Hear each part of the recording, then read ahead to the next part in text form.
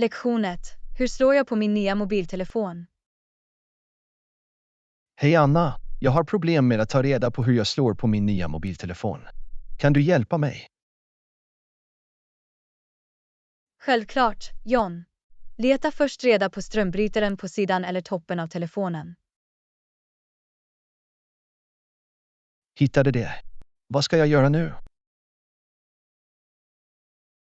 Håll strömbrytaren intryckt tills telefonen vibrerar eller skärmen tänds.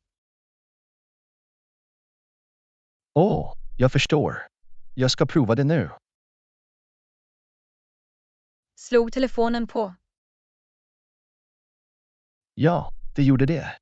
Skärmen lyser nu.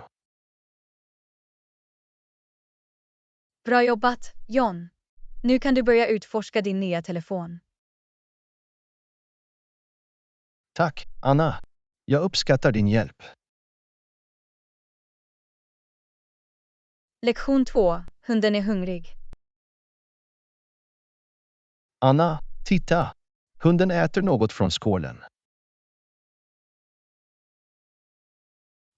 Det måste vara hungrigt. Vad matar du den? Det äter hundmat. Den är speciellt gjord för hundar. Är det ett specifikt märke eller smak? Ja, det är ett populärt varumärke som heter Happy Puffs. Den här är kycklingsmak. Tycker hunden om det? Ja, det verkar verkligen gilla det. Den viftar med svansen medan den äter. Det är ett gott tecken. Det måste smaka gott för hunden. Jag tror det också. Det är viktigt att ge dem mat som de tycker om och som är näringsrik. Definitivt. Du bör också se till att ge färskt vatten för hunden att dricka. Absolut. Jag ser alltid till att det finns en skål med vatten i närheten. Det är jättebra. Hundar måste hålla sig hydratiserade, särskilt efter att ha ätit. Jag håller med. Det är viktigt att ta hand om deras grundläggande behov och se till att de har en balanserad kost. Hur ofta matar du hunden? Jag matar det vanligtvis 2 gånger om dagen, en gång på morgonen och en gång på kvällen. Låter som ett bra schema. Regelbundna matningstider hjälper till att skapa en rutin för hunden. Ja, det hjälper till att upprätthålla deras aptit och matsmältning. Finns det något annat du behöver tänka på när du matar en hund? Ja, det är viktigt att följa den rekommenderade portionsstorleken för deras ras och ålder. Det är sant. Övermatning eller undermatning kan leda till hälsoproblem. Exakt. Jag konsulterar alltid veterinären för att säkerställa att jag tillhandahåller rätt mängd mat. Det är ett ansvarsfullt förhållningssätt. Det är alltid bra att söka professionell rådgivning. Jag vill se till att hunden förblir frisk och glad. Det är underbart, John. Jag är säker på att hunden uppskattar din omsorg och uppmärksamhet. Tack, Anna.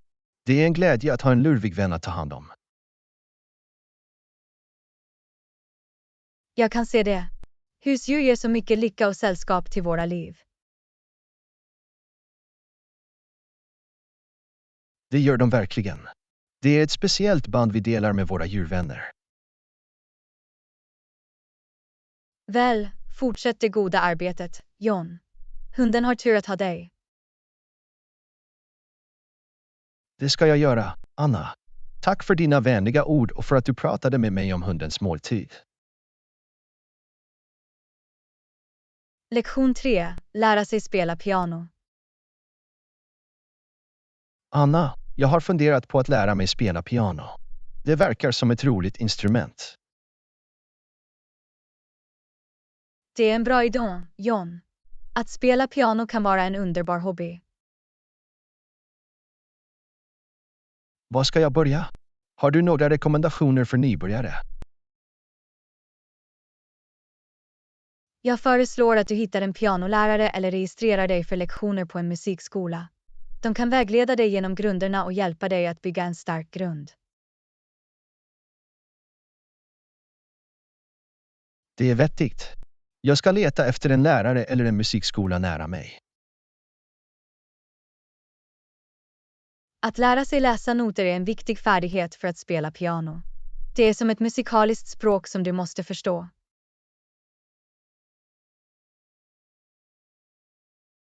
Att läsa noter låter utmanande, men jag är redo för utmaningen. Jag kommer att träna och bli bättre med tiden. Det är skälen, John. Med övning blir du mer bekväm med att läsa noter.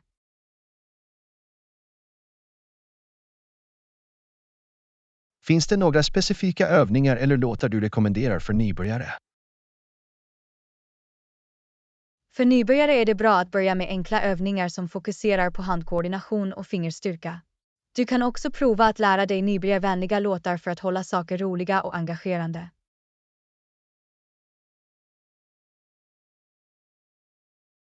Jag ska se till att hitta några nybörjarövningar och låtar att öva på. Har du några speciella rekommendationer? En klassisk nybörjarövning är att spela skalor. Det hjälper till med fingerkoordination. När det gäller låtar är Twinkle, Twinkle, Little Star en populär låt till att börja med.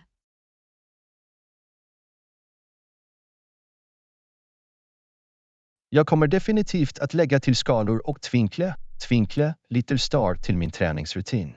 Tack för förslagen, Anna. Du är välkommen, John. Kom ihåg att träna regelbundet, även om det bara är några minuter varje dag. Konsistens är nyckeln till att förbättra dina pianofärdigheter. Jag kommer att ha det i åtanke. Jag är glad att börja den här musikaliska resan och se mina framsteg över tiden. Jag är också glad för dig, John. Att spela piano kan ge så mycket glädje och tillfredsställelse. Njut av processen och ha kul med den.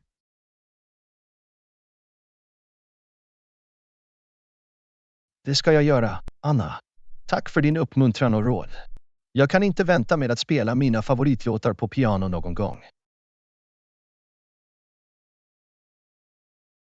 Du är välkommen, John. Jag tror på dig. Fortsätt öva och du kommer att uppnå dina musikaliska mål. Lektion 4. Har du sett min katt?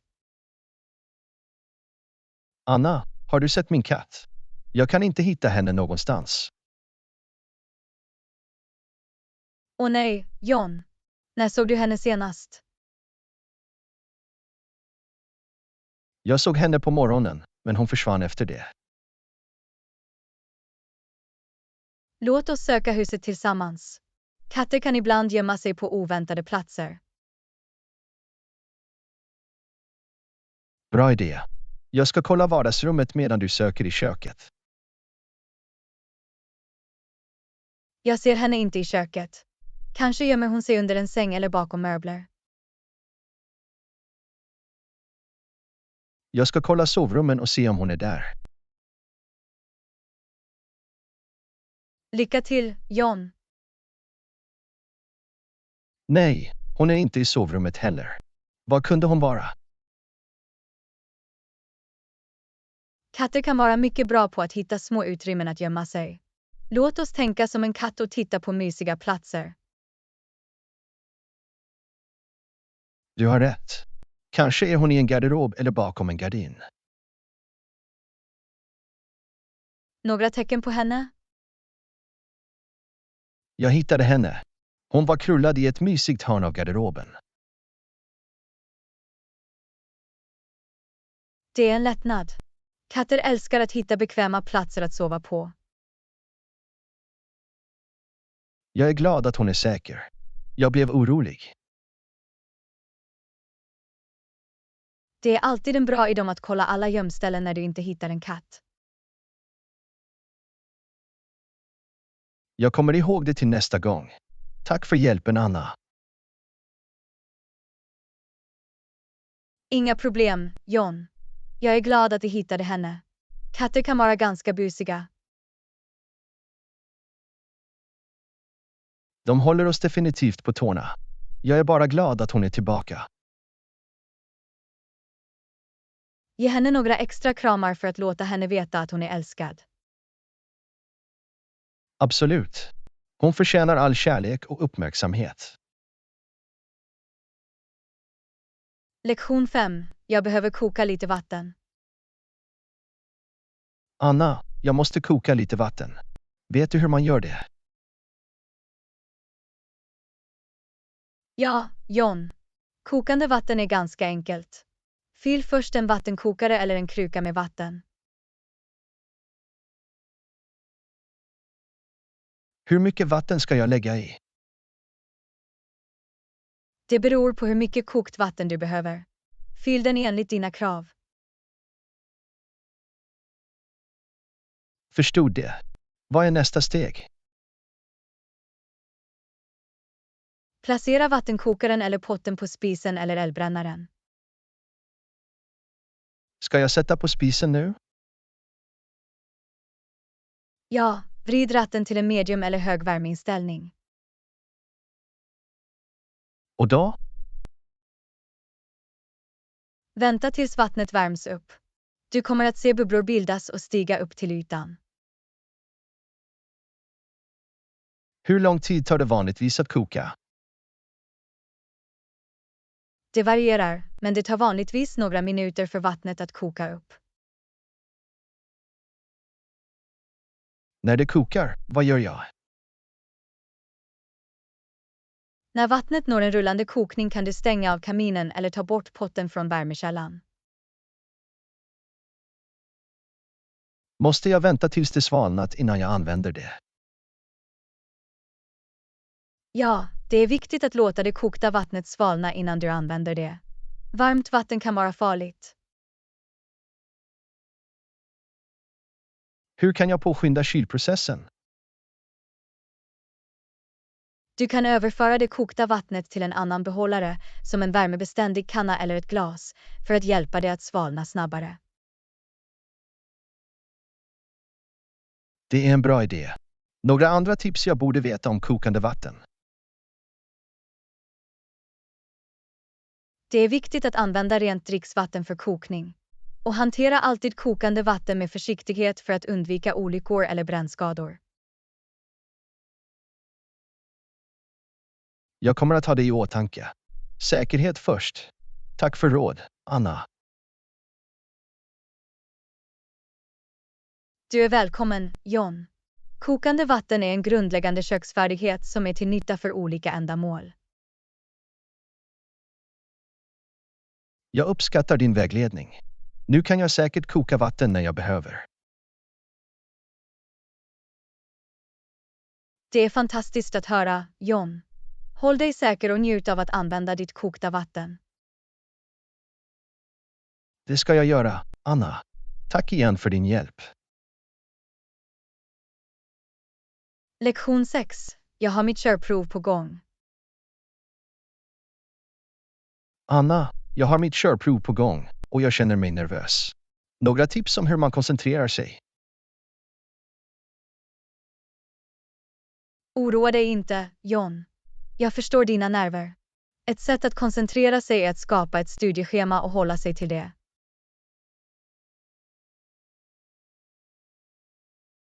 Det låter som en bra idé. Hur ofta ska jag studera?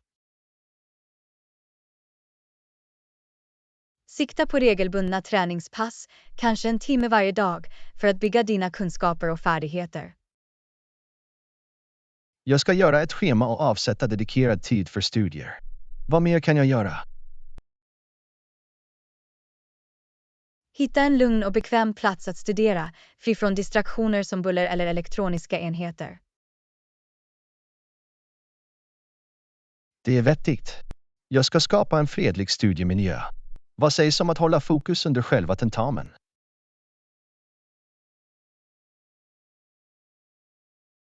Djupa andningsövningar kan hjälpa till att lugna ditt sinne och öka fokus.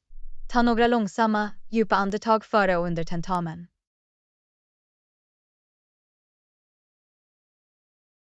Jag kommer ihåg att ta djupa andetag för att hålla mig lugn och centrerad.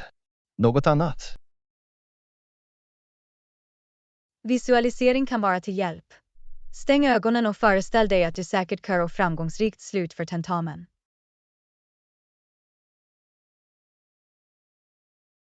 Jag ska visualisera mig själv köra smidigt och klara provet. Det låter som en bra teknik. Finns det några specifika områden jag bör fokusera på?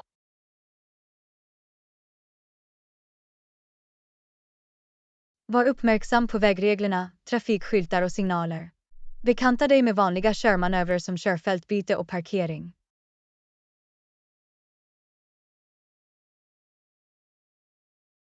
Jag kommer att studera dessa områden i detalj. Övning är också viktigt, eller hur? Absolut. Öva på att köra regelbundet med en licensierad vuxen och fokusera på områden som du tycker är utmanande. Jag ska se till att få massor av övning. Det handlar om att bygga förtroende. Några sista minuten tips för den faktiska dagen för tentamen.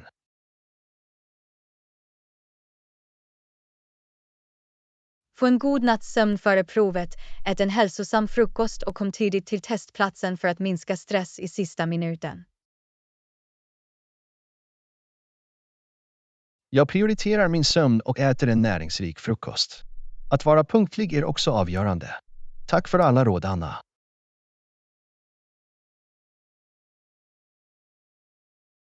Du är välkommen, John. Kom ihåg att förtroende kommer med förberedelser. Tro på dig själv och lycka till på ditt körprov.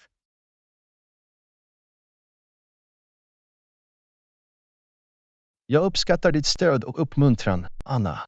Jag ska göra mitt bästa och närma mig provet med ett positivt tänkesätt. Lektion 7. Vad är din hemstad? Anna, var är din hemstad? Jag är nyfiken på att veta mer om det. Min hemstad är en liten stad som heter Oakville. Det ligger i delstaten Kalifornien. Åh, det låter härligt. Vad är Oakville känt för? Oakville är känt för sina vackra vingårdar och vingårdar. Det är ett populärt resmål för vinentusiaster. Det måste ge några natursköna omgivningar. Finns det några andra anmärkningsvärda attraktioner i Oakville? Ja, vi har också ett charmigt centrum med unika butiker, restauranger och konstgallerier. Det är ett bra ställe att utforska. Jag tycker om att upptäcka nya platser. Hur är samhället i Oakville? Samhället i Oakville är mycket nära och vänligt. Människor är stolta över sin stad och stöder lokala företag. Det är alltid trevligt att vara en del av ett tätt sammansvetsat samhälle. Finns det några årliga evenemang eller festivaler i Oakville? Ja, Oakville är värd för en årlig vinfestival där besökare kan smaka på en mängd olika viner från lokala vingårdar. Det är en rolig och livlig händelse. Låter som en fantastisk festival. Finns det något annat som gör Oakville speciell? Oakville är omgivet av pittoreska landskap och böljande kullar. Det är en utmärkt plats för utomhusaktiviteter som vandring och cykling. Jag älskar att spendera tid i naturen. Oakville låter som en plats jag skulle tycka om att besöka. Några lokala delikatesser eller rätter som jag borde prova. Oakville är känt för sin mat från gård till bord. Du bör definitivt prova färska lokala råvaror och hantverksostar. Jag blir hungrig bara jag tänker på det. Oakville låter som en underbar plats att bo på. Tack för att du delar, Anna.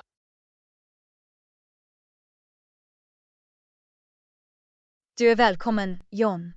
Det är ett nöje att prata om min hemstad. Om du någonsin kommer dit kommer jag gärna att visa dig runt. Lektion 8. Jag hörde att den här staden har ett fantastiskt nattliv. Anna, jag hörde att den här staden har ett fantastiskt nattliv. Har du upplevt det? Ja, John. Nattlivet här är fantastiskt. Det finns gott om alternativ för underhållning och kul.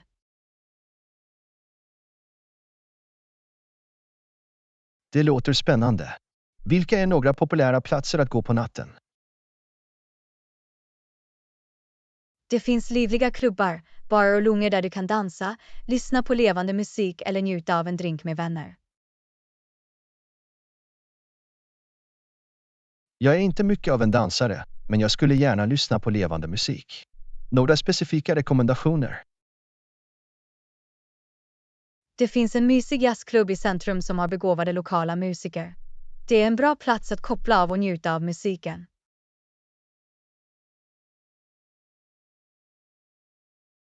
Jag har alltid velat uppleva levande jazz. Räkna med mig. Finns det några andra unika nattlivsupplevelser? Du kan också hitta takbarer med fantastisk utsikt över stadens silhuett. Det är ett bra sätt att varva ner och njuta av atmosfären.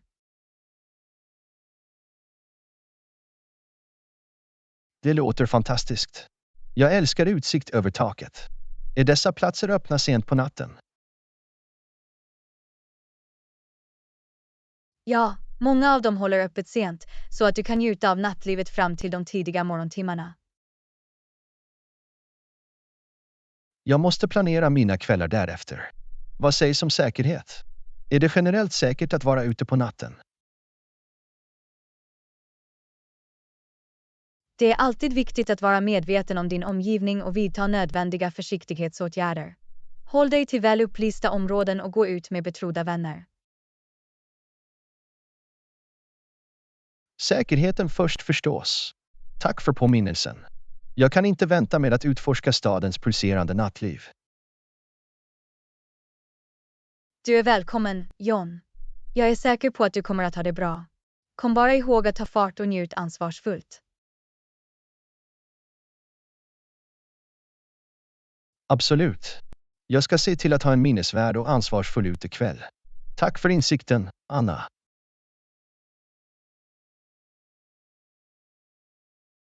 Inga problem, John. Ha en fantastisk tid och få ut det mesta av stadens pulserande nattliv.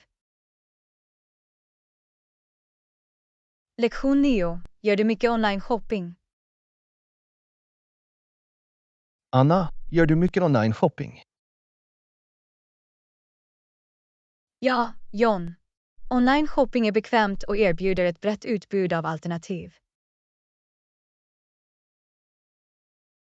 Jag har funderat på att prova. Hur fungerar online shopping? Du bläddrar bland webbplatser eller appar, väljer de artiklar du vill ha, lägger till dem i din kundvagn och fortsätter till kassan. Är det säkert att ange min personliga information och betalningsinformation online?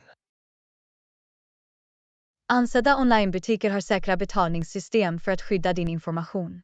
Leta efter säkra kassor och läs recensioner innan du gör ett köp.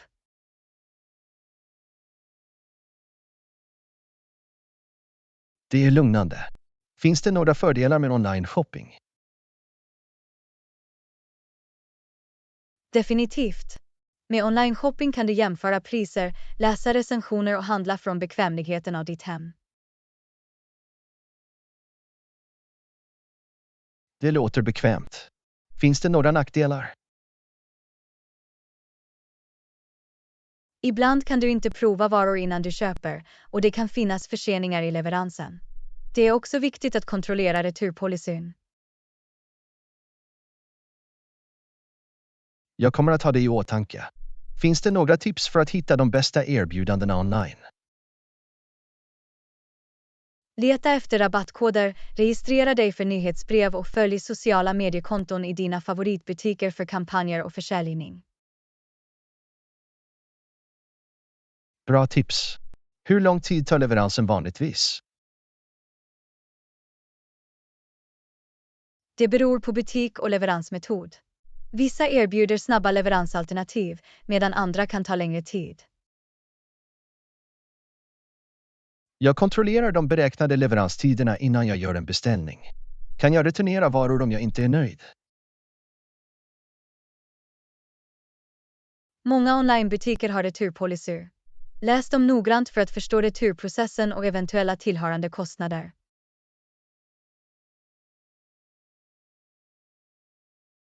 Jag kommer att se till att läsa returpolicyn. Några andra råd för en nybörjare online-shopper? Börja med pålitliga, välkända webbplatser eller butiker. Läs produktbeskrivningar, kolla storlekstabeller och kundrecensioner för att fatta välgrundade beslut.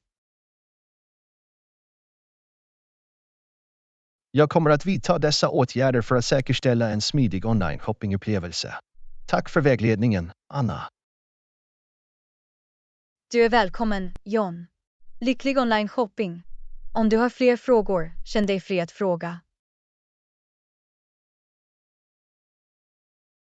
Lektion 10. Jag måste köpa ett nytt telefonkort. Anna, jag måste köpa ett nytt telefonkort. Har du några rekommendationer? Säker, John. Vilken typ av telefonkort letar du efter? Förbetald eller efterbetald?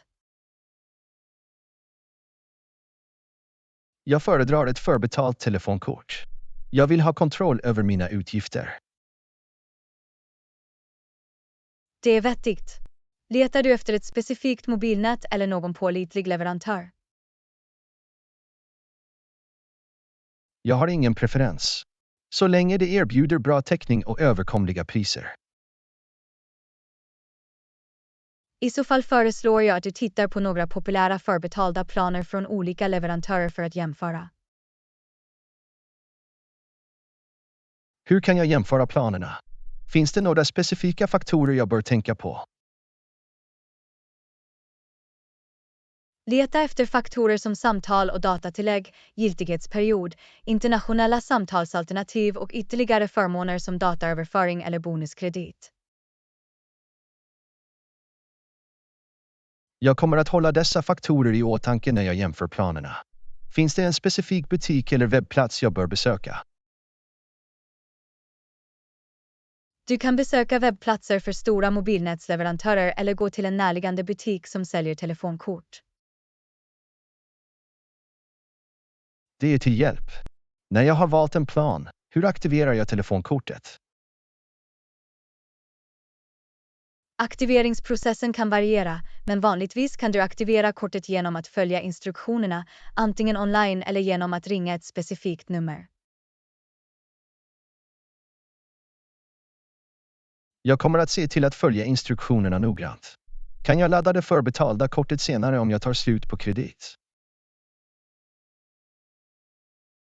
Ja, de flesta förbetalda kort låter dig ladda eller fylla på din kredit. Du kan göra det online, via en mobilapp eller i auktoriserade butiker. Det är bekvämt. Jag behöver inte köpa ett nytt kort varje gång jag tar slut på kredit. Finns det några dolda avgifter jag bör vara medveten om? Vissa leverantörer kan ha ytterligare avgifter som anslutningsavgifter eller serviceavgifter. Läs villkoren för att förstå eventuella kostnader.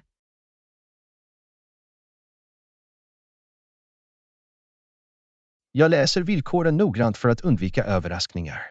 Tack för råd, Anna. Du är välkommen, John. Jag hoppas att du hittar ett lämpligt telefonkort som uppfyller dina behov. Om du har fler frågor, känn dig fri att fråga. Lektion 11. Jag letar efter billiga flygbiljetter. Anna, jag planerar en resa och jag letar efter billiga flygbiljetter. Har du några tips? Absolut, John. Att hitta billiga flygbiljetter kräver viss forskning och flexibilitet. Var ska jag börja min sökning efter prisvärda flygbiljetter? Börja med att kolla olika resewebbplatser online och jämför priser mellan olika flygbolag. Ska jag boka direkt via flygbolagets webbplats eller använda en tredjeparts webbplats? Båda alternativen är genomförbara. Ibland erbjuder tredjepartswebbplatser exklusiva erbjudanden, men det är bra att jämföra priser på flygbolagets webbplats också. Det är vettigt. Finns det några speciella dagar eller tider då flyg tenderar att vara billigare? Generellt sett tenderar flyg på vardagar och tidiga morgonavgångar eller sena kvällar att vara billigare än högtider.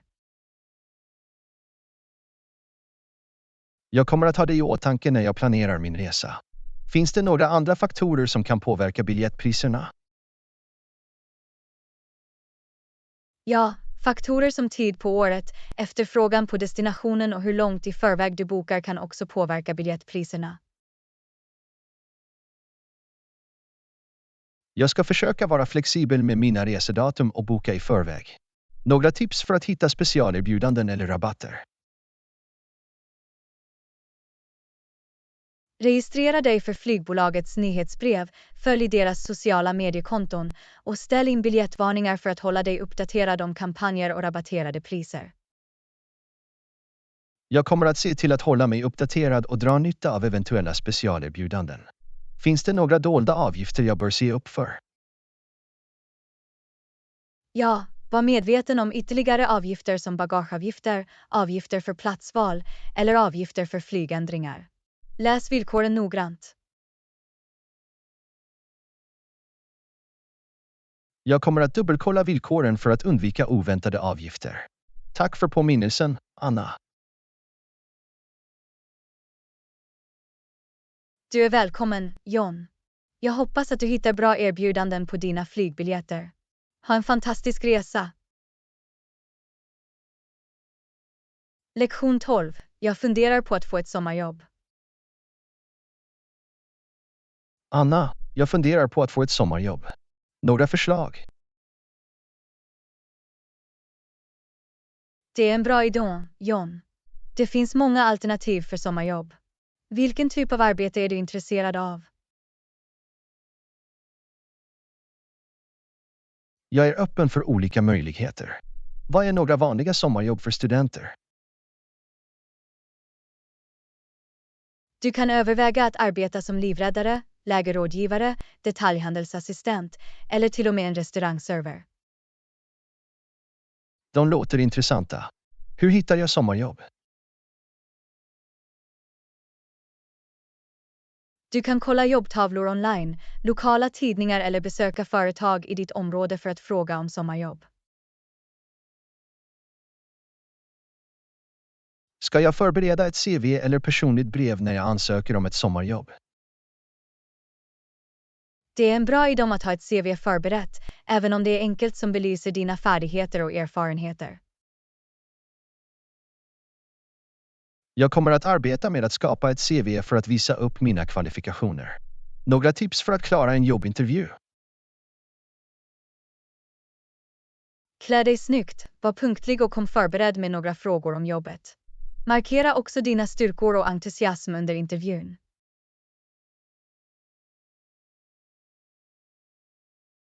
Jag ska se till att klä mig professionellt och visa min entusiasm. Hur många timmar kan jag förvänta mig att arbeta i ett sommarjobb? Antalet timmar kan variera beroende på jobb och arbetsgivare. Vissa jobb kan erbjuda deltid, medan andra kan vara heltid. Jag kommer att överväga min tillgänglighet och preferenser innan jag accepterar ett jobberbjudande. Är det möjligt att hitta ett sommarjobb relaterat till mitt studieområde? Det är möjligt, särskilt om du studerar något specifikt. Leta efter praktikplatser eller nybörjarpositioner som överensstämmer med ditt studieområde. Det skulle vara jättebra. Att få relevant erfarenhet skulle vara fördelaktigt. Finns det några certifieringar eller utbildningar jag bör överväga?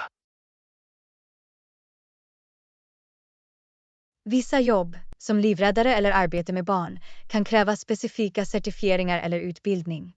Kontrollera jobbkraven i förväg. Jag kommer att undersöka alla nödvändiga certifieringar och utbildning för att säkerställa att jag uppfyller jobbkraven. Tack för råd, Anna. Du är välkommen, John. Lycka till med sommarjobbsökningen. Jag är säker på att du hittar en fantastisk möjlighet. Lektion 13. Har du erfarenhet av personalhantering? Anna, har du erfarenhet av personalhantering? Ja, John. Jag har erfarenhet av att leda team i mitt tidigare jobb. Det är imponerande.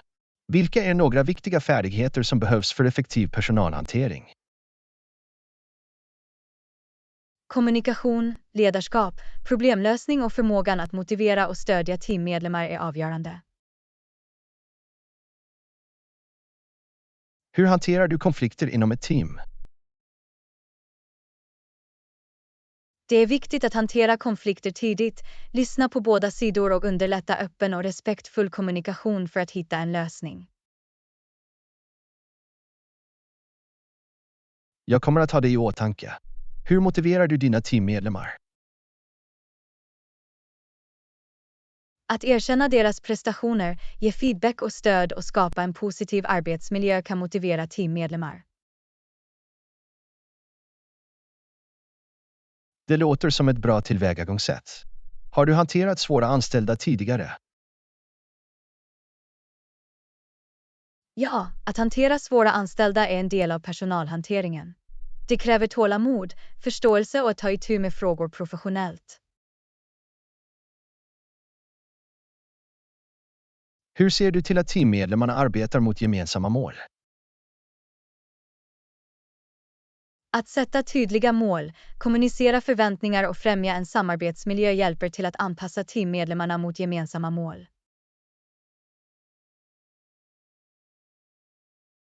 Vad sägs om prestationsutvärderingar? Hur utför du dem effektivt?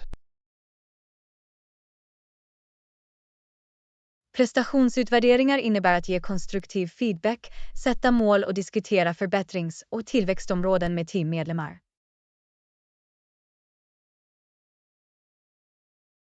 Jag förstår. Finns det några utmaningar du står inför inom personalhantering? Varje lag och situation är unik, så utmaningarna kan variera. Några vanliga utmaningar inkluderar att upprätthålla moral, hantera konflikter och hantera olika personligheter.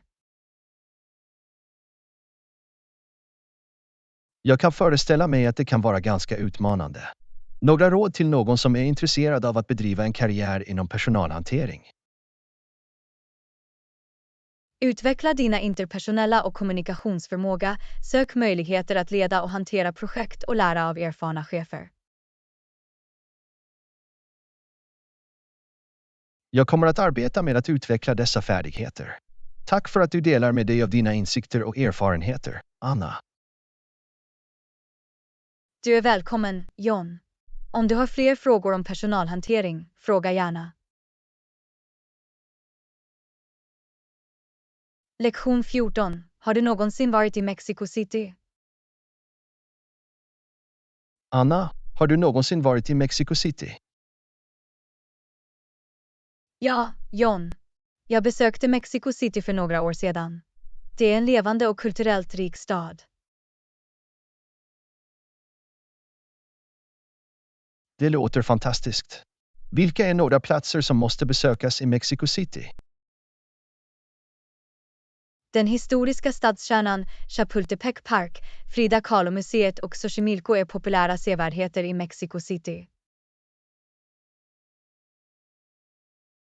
Jag ska se till att besöka dessa platser.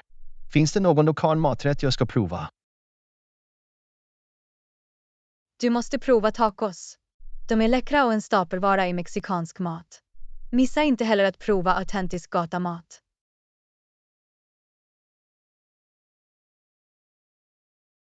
Tacos låter frestande. Finns det några säkerhetsproblem som jag bör vara medveten om? Som alla storstäder är det viktigt att vara försiktig och vara medveten om din omgivning. Undvik isolerade områden och vidta nödvändiga försiktighetsåtgärder.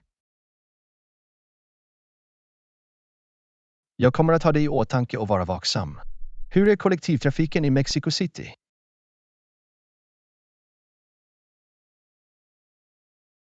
Mexico City har ett omfattande kollektivtrafiksystem, inklusive tunnelbana och bussar. Det är ett bekvämt sätt att ta sig runt i staden.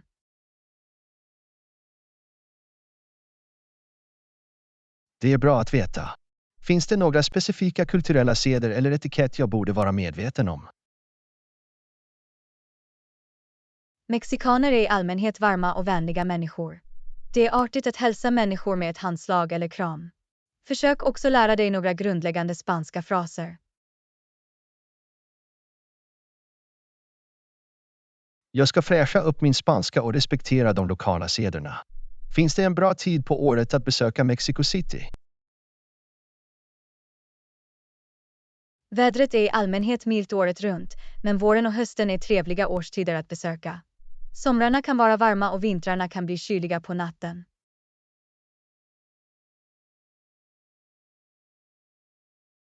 Jag planerar mitt besök under våren eller hösten då. Några råd om att förhandla priser på lokala marknader. Förhandlingar är vanliga på lokala marknader. Börja med att erbjuda ett lägre pris och var beredd att förhandla tills du når ett ömsesidigt överenskommet pris. Jag ska ge det ett försök och testa mina förhandlingsfärdigheter. Tack för tipsen, Anna. Du är välkommen, John. Jag är säker på att du kommer att ha en fantastisk tid att utforska Mexico City. Om du har fler frågor, känn dig fri att fråga. Lektion 15. Såg du basketmatchen igår kväll? Anna, såg du basketmatchen igår kväll? Det var så intensivt. Ja, John. Jag kunde inte ta blicken från skärmen. Det var ett så spännande spel. Spelarna var fantastiska. Deras färdigheter och lagarbete var på full skärm. Jag blev särskilt imponerad av den otroliga dunken i tredje kvartalet. Det fick hela publiken på fötterna.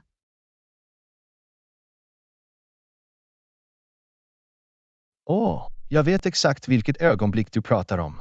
Den dunken var utanför denna väg. Det kommer säkert att spelas om. Och vad sägs om den trepekaren vid summen? Det var ett spelförändrande skott som förseglade segern för deras lag. Absolut. Det var ett kopplingsskott som lämnade alla i vördnad. Publiken bröt ut i jubel när den gick in. Energin i arenan måste ha varit otrolig. Jag kunde känna spänningen även genom TV:n. Det var elektriskt. Fansen sjöng och jublade under hela matchen. Det skapade en fantastisk atmosfär.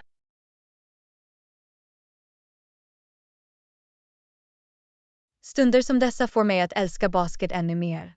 Passionen och intensiteten är oöverträffad. Jag kunde inte hålla med mer. Basket har ett sätt att föra samman människor och skapa oförglömliga stunder. Har du någon favoritspelare från spelet? Det är svårt att välja bara en. Varje spelare visade upp sina färdigheter på olika sätt. De bidrog alla till den spännande matchen. Det är sant. Det var en kollektiv insats som gjorde spelet så minnesvärt. Jag kan inte vänta på nästa match. Jag ser redan fram emot fler spännande pjäser och oförglömliga stunder. Jag också, John. Låt oss se till att vi inte missar det. Det kommer att bli ännu en otrolig showdån. Absolut. Vi kommer att ha våra popcorn redo och njuta av varje sekund av spelet. Låter som en plan. Låt oss göra oss redo för en annan spännande basketupplevelse.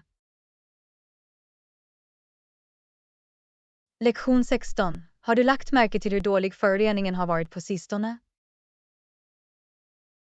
Anna, har du lagt märke till hur dålig föroreningen har varit nyligen? Ja, John. Det är ganska oroande. Luftkvaliteten verkar försämras. Vad tror du är de främsta orsakerna till föroreningar? Faktorer som industriutsläpp, fordonsavgaser och felaktig avfallshantering bidrar till föroreningar. Det är tråkigt att se vilken inverkan det har på vår miljö och vår hälsa. Definitivt. Föroreningar kan ha skadliga effekter på både ekosystem och människors välbefinnande. Finns det något vi kan göra som individer för att minska föroreningar? Absolut.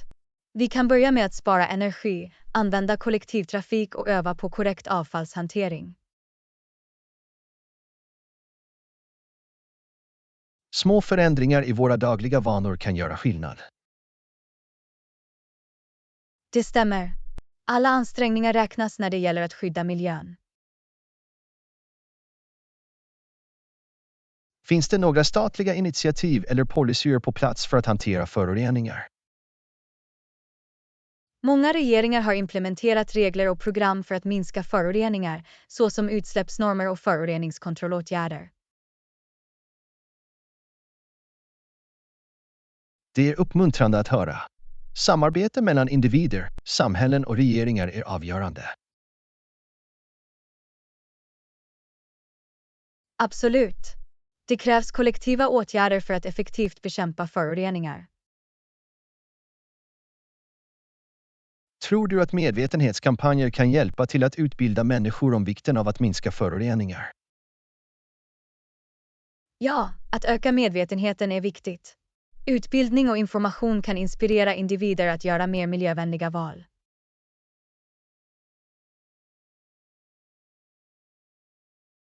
Det är viktigt att sprida ordet och uppmuntra andra att gå med i ansträngningen. Definitivt. Vi kan alla spela en roll för att förespråka en renare och hälsosammare miljö. Låt oss föregå med gott exempel och göra medvetna val för att minska föroreningar i våra egna liv. Det är ett bra sätt att tänka, John. Tillsammans kan vi göra en positiv inverkan på vår planet. Jag är motiverad att göra min del. Låt oss arbeta för en renare och grönare framtid. Jag kunde inte hålla med mer. Vår planet förtjänar vår omsorg och uppmärksamhet.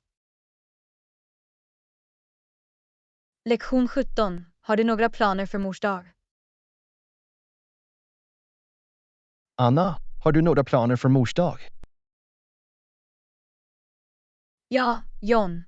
Jag planerar att tillbringa dagen med min mamma och visa henne hur mycket jag uppskattar henne. Det är underbart. Hur planerar du att fira? Jag funderar på att ta ut henne på en trevlig brunch och ge henne en tankeväckande present. Låter som ett härligt sätt att fira. Vilken typ av gåva funderar du på att få?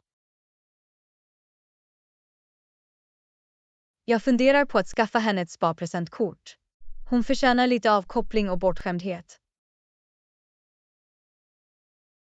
Det är en bra idé. Mammor förtjänar alltid lite extra omsorg och avkoppling. Absolut. De gör så mycket för oss, och mors dag är en perfekt tid att uttrycka vår tacksamhet.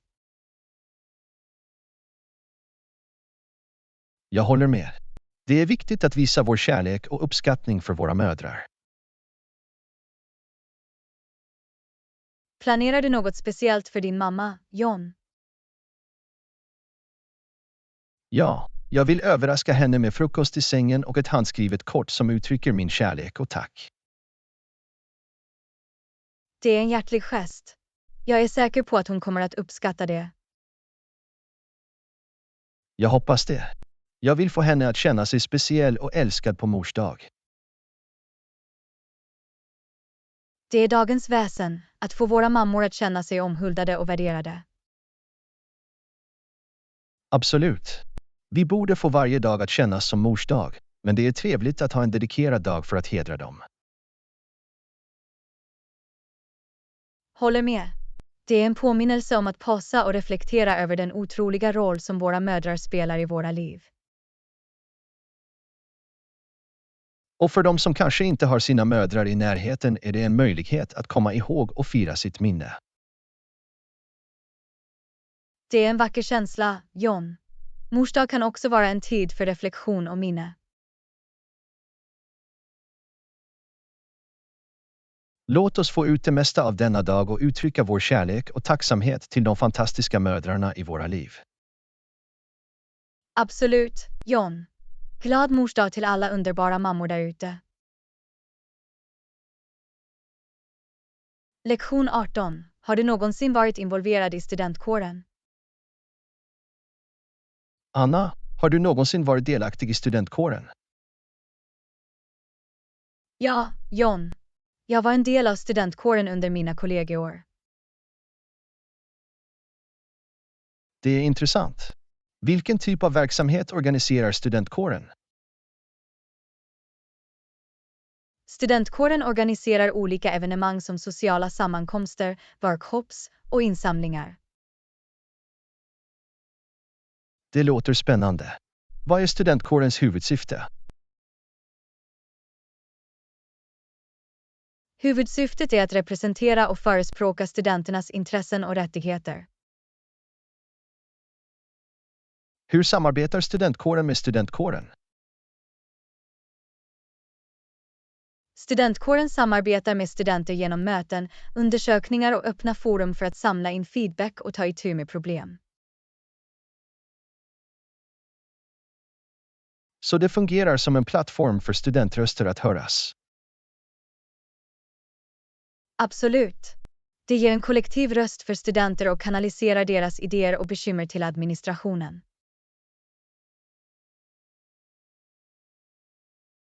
Det är viktigt. Hur väljs studentkårens medlemmar? Medlemmar väljs vanligtvis genom en demokratisk röstningsprocess där studenter röstar på sina föredragna kandidater.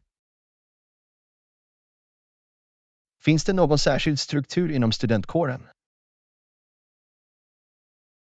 Ja, studentkåren har vanligtvis en ordförande, vice ordförande, kassör och representanter från olika studentgrupper eller institutioner. Vilka är fördelarna med att vara delaktig i studentkåren?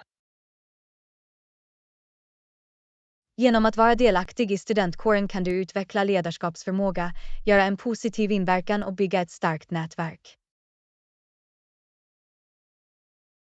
Det låter som en värdefull upplevelse. Kan någon student gå med i studentkåren? Ja, vanligtvis kan vilken student som helst gå med i studentkåren och bidra till dess aktiviteter och initiativ.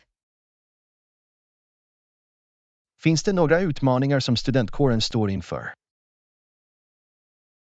Vissa utmaningar kan inkludera hantering av olika åsikter, balansera studentbehov och samordna logistik för evenemang. Hur kan studenter stödja studentkåren? Studenter kan stödja kåren genom att delta i dess aktiviteter, dela med sig av sina idéer och volontärarbeta för olika projekt. Det är jättebra. Det är viktigt för studenter att aktivt engagera och forma sin kårupplevelse. Absolut. Studentkåren är en plattform för studenter att påverka positiva förändringar på campus. Jag är inspirerad att engagera mig i studentkåren. Tack för att du delar, Anna. Du är välkommen, John. Det är en givande upplevelse. Jag är säker på att du kommer att göra skillnad. Lektion 19. Har du några tips om hur du sparar el? Anna, har du några tips om hur du sparar el? Ja, John. Det finns flera enkla steg vi kan vidta för att spara energi. Vad är det första vi kan göra för att minska elförbrukningen? Vi kan börja med att stänga av lampor och apparater när de inte används. Det är ett enkelt sätt att spara energi. Vad sägs om att använda naturligt ljus under dagen? Exakt. Att öppna gardiner och persienner för att släppa in solljus kan bidra till att minska behovet av konstgjord belysning. Finns det några energieffektiva apparater som vi bör överväga? Ja, att välja energieffektiva apparater med höga energistarbetyg kan elförbrukningen avsevärt minska.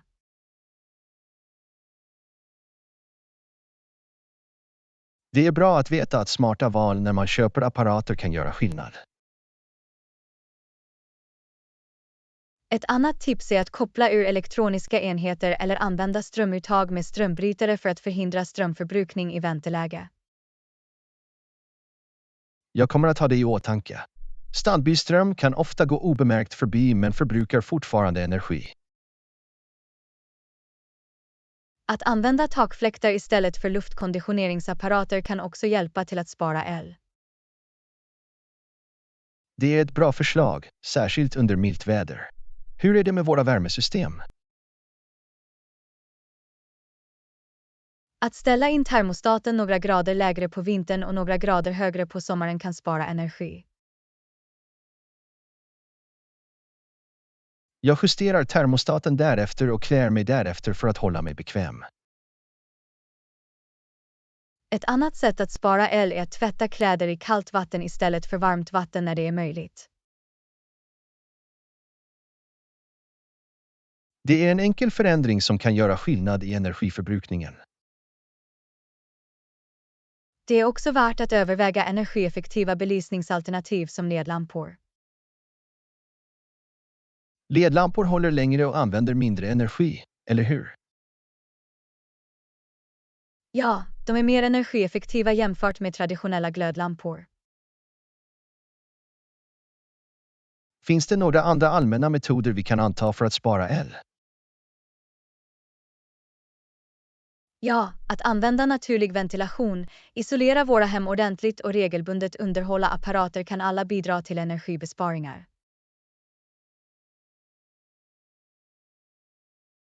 Det är bra förslag, Anna. Att spara el gynnar både miljön och våra plånböcker.